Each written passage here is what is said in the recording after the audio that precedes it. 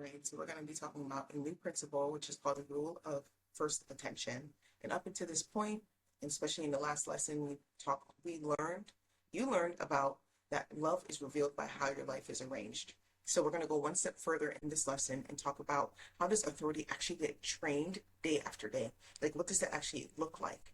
And so the answer is simpler than you might think, but authority is trained by what gets attention first, right? So the way that the functional lords got their function and were able to function is because you kept giving them attention. And so in the same way now, what we're going to do is we're going to keep on giving Jesus our attention so that he who is truly Lord actually he's demonstrated as Lord in our life by who we give our attention to.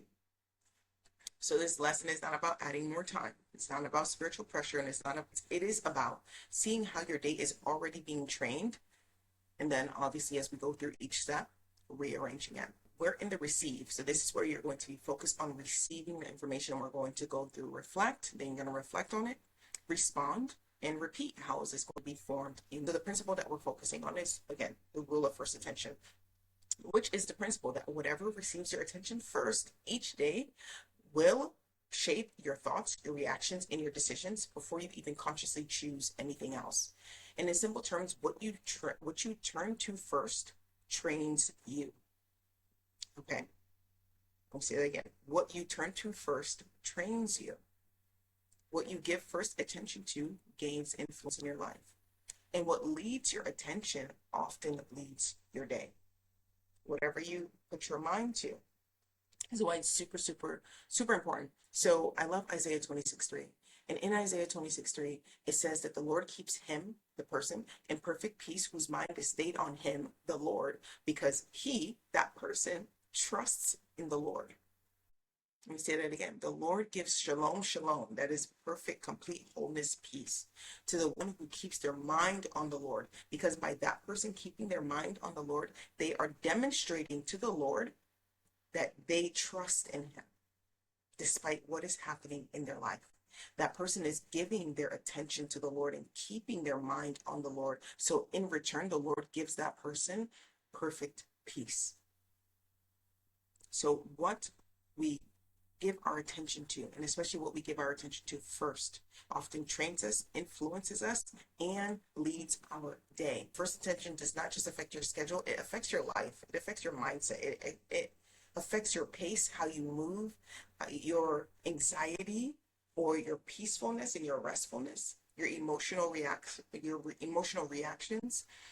And this is how authority forms quietly without you even noticing. And it happens in every single one of our lives. I know for me too, like just thinking about authorities that I've had in my life, whether it be my business or my finances or such, every time I turned my attention to it, whenever anything happened, whether it would be good or something that was not desirable, I would be affected by it. But if I keep my mind on the one who is perfect peace, and the one who is the Prince of Peace, I will always be peaceful. I will always be calm no matter what. But that takes the action of repeatedly turning myself and giving him my attention, no matter when, no matter what, and no matter if other things are trying to steal my attention. The primary confusion that I want to clear up is that women sincerely say, like I have said, that Jesus is the Lord of my life, but my day is trained by something else. It's trained by my urgency. What are my responsibilities? So because I have this thing that's so urgent, I'm not going to pray. Because I have this thing that's so urgent, I'm not going to open up my heart. I have these responsibilities. I can't pray right now. I can't read my Bible. Oh my gosh, I'm so busy. I just haven't spent time with Jesus in so long. I just feel so disconnected. The noise, the pressure, habits that I have, staying up late, just not stewarding my life well. Those things are getting my first attention, and Jesus is getting none. He's getting none. But I'm like, oh, I don't have time for God. I know I need to spend time with God, but it's so busy. I know that he'll understand. I'll settle in after everything else settles. I will get to Jesus. But we both know that that is no good. It does not help us. And we're left in this cycle of, I want him, but I can't have him. And now I'm despairing and I just feel so far. And I mean, it makes life worse. Okay. Attention is the problem. Time is rarely the problem. The Lord has determined in his wisdom to give us all 24 hours a day. That is enough for us to do the things that he wants us to do in that day. Attention is the problem. Where is our attention? What are we prioritizing? What gets your attention first trains what has authority over. Your first attention shapes how you think. So if your first attention goes to your business, everything that you think about is through the lens of your business. How will this affect my business? How will this affect me? How will this affect the money that I have? Or if it's your job, how will this affect how I show up at work? What will my boss think? Or what will my fellow coworkers think? First attention sets your pace. Because if it's Jesus who's your first attention, you're going to do things in his timing. And he never rushes. He does not feel like he's ever running out of time because he's never running out of time. He knows exactly everything. And so he's cool, calm, and collected. But when everything else, urgency, responsibilities, all of these things, we feel rushed. There's not enough. And I remember I posted this a couple years ago on social media, and it says, if you feel like God is late, it's probably because you're in a rush. We let other things pressure us to make it feel like, oh, this has to be now. But that is not his ways. First attention influences your reactions and quietly decides what leads you. Whatever you give your first attention to, and this is how undercover lordship happens, because all you're doing is you don't think much about it. You're just like, well, I have to, and here. The undercover lords, they hide and disguise themselves underneath responsibility and wisdom. It's good that you provide for your family. It's good that you take care of your family. It's good for you to do X, Y, and Z. But then the next thing you know, now that's what's leading you. Now that's what's causing you to skip out on spending time with the Lord or reading your Bible and getting to know him more. It's him. It's he is the one who is the last, while everything else gets your first attention. While the undercover Lord quietly operates in disguise. And this is why the phrase, when I have time, matters, because it sounds reasonable. But what it means is that something else has first claim. Something else has your first attention. And first attention does not reveal what you believe. I want you to know first attention has nothing to do with what you believe. It reveals what is governing you. It's revealing your undercover lords. It's revealing your functional lords in your life. Matthew 6:33, Jesus says, seek first the kingdom of God. He does not say seek first when you can. Seek first when you have time. Seek first when everything settles down. Seek first when you're feeling better. No, seek first always. Seek first all the time. Seek first his kingdom. Order comes before direction. Psalm 5:3, where David writes, he says, in the morning, Lord, you hear my voice. In the morning, I lay my requests before you. David did not wait to see how his day went. He rose in the morning. And I love to, in the Gospels, where it said that the Lord, he woke up and arose before even the sun rose to go and be with his Father. That's a demonstration of love, because the Lord also knew his days were packed. So what is he going to do? Make the sacrifice of waking up early, because he knows he needs to know, what does my Father want me to do? Because he himself declared that I don't say or do anything that I have not seen my Father do or say. And the way that he knew what his Father wanted him to do or what he wanted him to say was by spending time with him. In Proverbs 4:23, which says, above all else, guard your heart, for everything you do flows from it. Oh my goodness. Everything you do flows from your heart. This is interesting, because when it comes to your schedule and what gets your first attention, that is revealed by what's in your heart, right? And remember, we looked at it, Matthew 6, last lesson. Jesus says, where your treasure is, that's where your heart will be. That's because it's flowing from your heart. So guard your heart, because everything you do flows from it. From your heart, you treasure things, and therefore that's where your heart is. Everything you do flows from your heart. And so Jesus is not asking for more hours. Again, He's not asking for more hours. He's asking for first access. From there, he will reorder what he needs to reorder. He knows that when he is approached last, when he is last on your list, intimacy will weaken. You will not have that strong connection that he desires to have with you that makes your life the light that he wants it to be. His desire is not control, it is relational closeness that leads your life. When he truly is Lord, then that's demonstrated in what you do. Let's reflect on some scripture. So the first fruits, right? Again, Proverbs 3:9, it says, honor the Lord with your wealth, with your first fruits. And it goes on to say that the Lord is asking for first. He's not asking for the rest. He's asking for first. He's asking to say, for you to show him, do you love me most? I just think about Peter at the end of the book of John, where John writes that Yeshua sits down with Peter and asks him, do you love me more than these? Do you love me? Do you love me? He asked him 3 times. Is he first? Do you love me more than these? He wants to be loved most and most, more above all other things.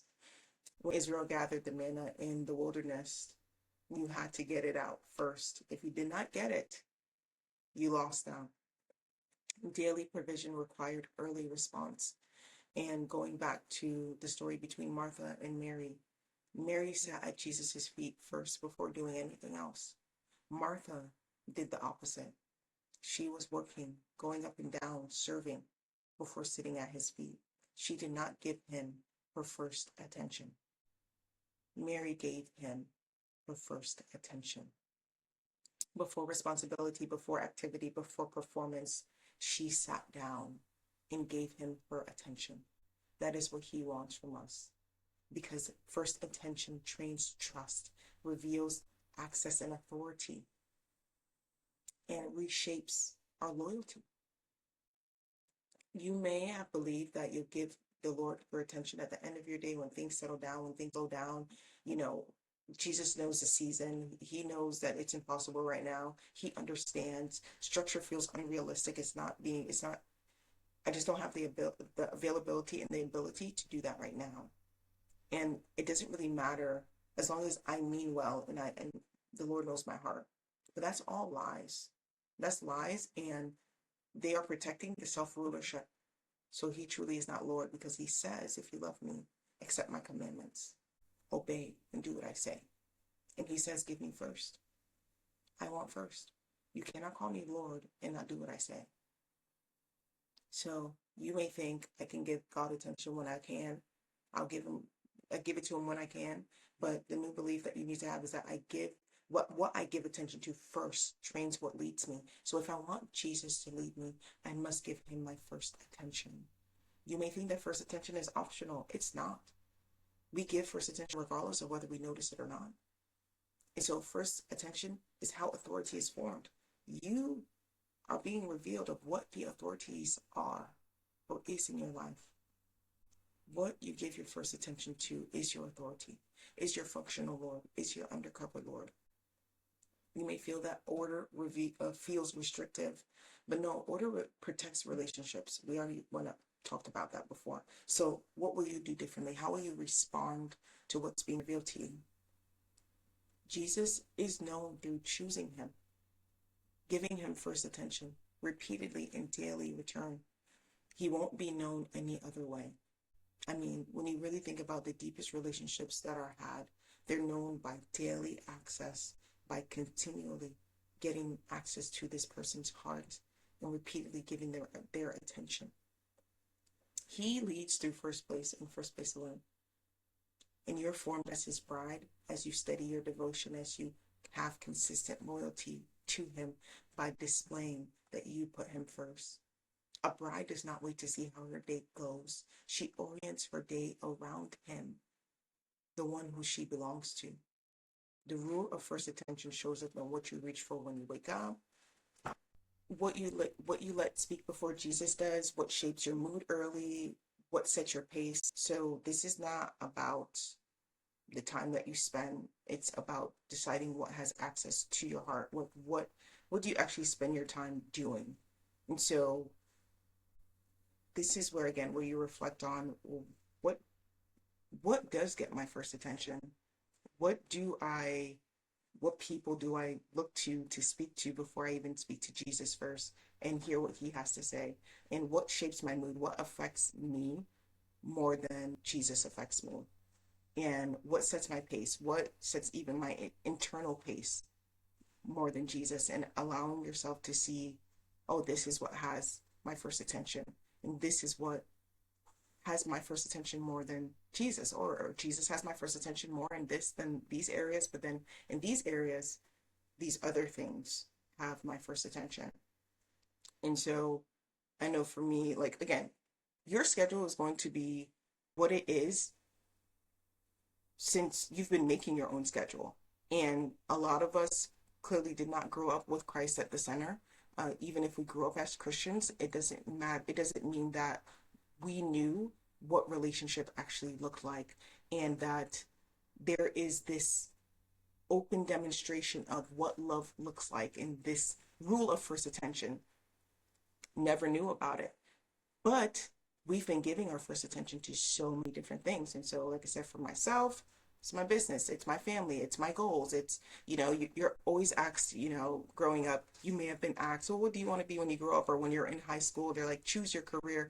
You're not thinking about Jesus at those times. You're thinking about, what do I want my life to look like? What do I want? Where do I want to live? How many children do I want? Do I want to get married? All of these different things. And especially, again, if you came to Christ later on in your life, after all of these choices have been made, you have been living under your own self-rule. And so he did not have your first attention. And so for me, he did not have my first attention. I came to Christ when I was 19. And even then, he still did not have my first attention. It was, I wanted all of these things, and Lord, just put your blessing on these things afterwards. And even during the times that I would seek the Lord and I would pray, or I would fast, or I would read the Bible, things still would not make sense to me. I would still seek all these other things more than him. And again, going back to what we read in Matthew 6, he says to seek first his kingdom. Always, always, always above all. But so many things have our heart, and we're not able to truly seek him first and give him our first attention no matter what. And uh, for me, first attention changed everything when I started to reorient my priorities of, okay, again, I used to wake up 3 hours earlier and do stuff with my business and spend time, do the work, do all of that. And it's like, no more am I going to do that. I'm going to put my first attention on Jesus. And it was very, very hard in the beginning to do that because I wanted to do something else. But spending the 3 hours of my day praying, reading the Bible, worshiping, that reoriented my mind in a way that I didn't know how much my attention was not on Jesus. I didn't recognize how much everything else had my attention. And oh my gosh, my life changed so much. I learned so much about him that now I became hungry. Now it wasn't just I'm trying to give him my first attention. It's like, no, now I want him to have my first attention. He needs my first attention, and I am not complete without him having my first attention. And my life changed. And so how would this be rehearsed in your life when we go through the repeat section is how is first attention reordered and reestablished in your life? You have to make the decision of what do you want to have first attention in your life. And you have to choose to make this, how can I make this daily repeatable, no matter what, a non-negotiable in my life, that he speaks first before my day begins, that he gets my first attention all the time. And again, this is not about length. This is about consistency. So you may not have 3 hours like I do. You may have 5 hours, or you may have 20 minutes. It doesn't really matter. Consistency wins always, because you can do 3 hours today and then not do 3 hours for another 6 months. It doesn't matter. But the person who does 20 minutes consistently will outpace the person who tries to do 3 hours every so often. Okay, and this is where decision matters most, and not your emotions, and not, oh, well, I want to do this and I want to be this kind of person. That doesn't matter. Do what you're able to do now, and as you change, you will see more what you can do and how you can change and alter different things in your life. And if First attention is never chosen. You will default to what you've always been doing. Your authority will remain unclear. You won't recognize the undercover lords that are truly operating in your life because you are continuing to not give him first attention. You have not reordered your affections, and those functional lords continue to operate in your life. And it's not about whether you love him or not. It's about whether you actually protected the relationship that you want to have with him and actually allowed yourself to seek first the kingdom, do what he says, accept what he says, do it, and allow that to be the demonstration of the love that you have for him.